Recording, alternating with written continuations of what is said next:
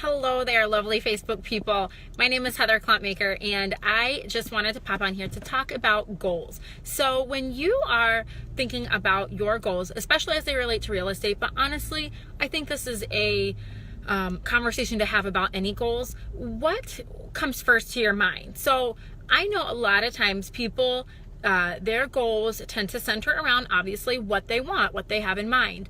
And this can be a great thing. So like in a real estate transaction, for instance, your goal if you're selling is probably to get the most money for your home with the least hassle. And then if you're buying, obviously your goal is to get the best deal on a home that you can get and to make sure that everything goes smoothly with that process. So but I've been thinking about that a little bit, and how while those are great goals, I think there's something underlying that's more important. So I think if you just dig down a little deeper and take a step further, and again, I'm talking about real estate, but I think this applies to so many other areas too.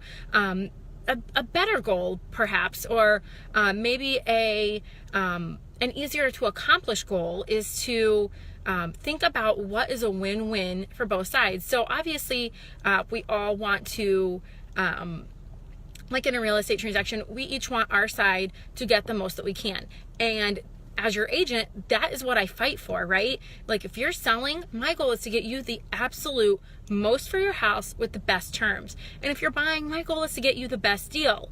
However, along with that, I think it's always important to keep in mind, especially in a market like we have right now. Like this market is crazy, right? So there are a couple things to keep in mind. So I think if we dig deeper, something that we really should be looking for is a win-win, right? So we should be both having the same goal, right? Of accomplishing a transfer of the sale of a home. So on the buyer side, while your goal is to get a deal, if you know that there are multiple offers, or that the price is fair, and that the house has had a lot of activity, showings, things like that, you may need to pay full price or possibly even overprice.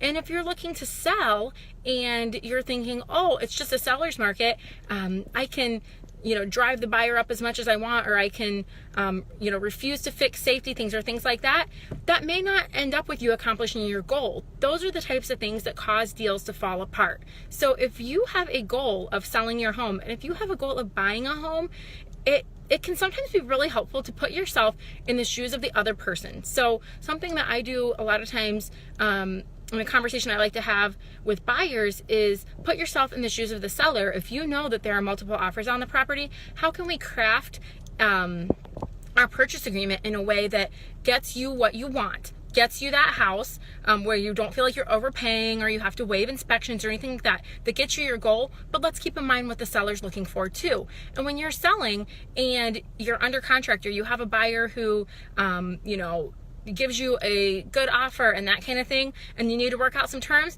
let's think through how can we work together to accomplish the goal that we both have of being able to transfer that property. So again, I think that this can apply to a broad range of topics. I think in other areas, so often we have goals in our life, again, that we are so focused on this one aspect of it that we may miss out on the whole thing because we're not willing to work with other people to accomplish that goal. So again, goals are so important.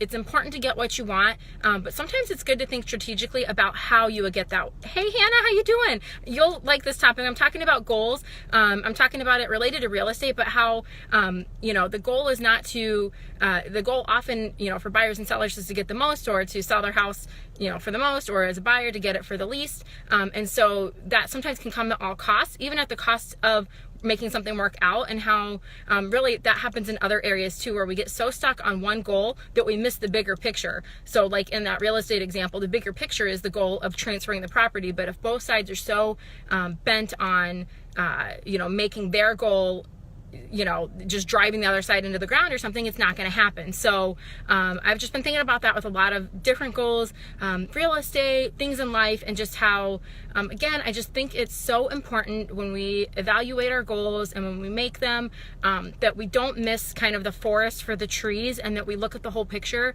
when we're relating to people. So I'm sure, Hannah, you probably have lots of thoughts on that topic from working with clients and with counseling and social work and things like that, and I know I have that from my experience then too, but I think just, yeah, good to think about our goals and to look at the big picture of them. And yeah, that's just my little musings for the day that I was thinking of. So Hannah, I hope you have a great day.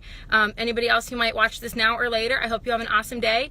It's beautiful out. I don't see a cloud in the sky, so I'm really excited to get home from work this afternoon, play with my girls. They're super into baseball all of a sudden, so when I say baseball, I mean like one of those like giant like neon colored bats that looks more like a softball bat or whatever in the ball. They're trying to learn to hit the ball. One of them can do it well, one of them needs some practice, so that's what we'll be doing tonight, along with just, you know, taking care of the garden and stuff like that. And so I hope you guys are able to enjoy the day, get outside, have some fun, and I will talk to you later. Thanks. Oh, that didn't turn off. Okay, bye now.